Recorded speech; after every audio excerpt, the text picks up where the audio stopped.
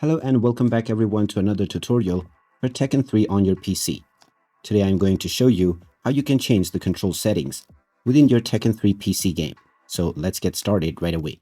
First of all, open up the RetroArch emulator on your device, and once you open it up, you will be taken into the main menu. Now from this page, go ahead and click on Settings, and from the Settings page, you will see the input option. Just click on this, and then click on RetroPad Binds. Now you will see the various different ports that are available.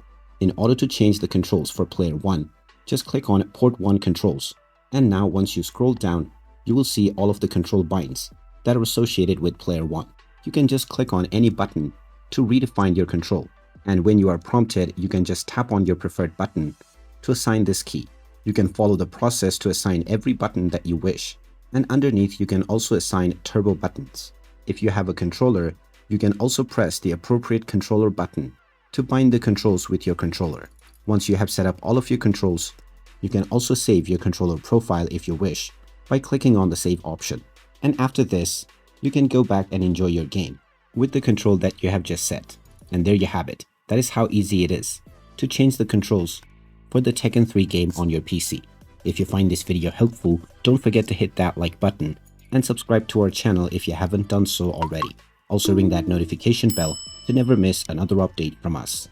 Thanks for watching, and I'll see you again in the next one.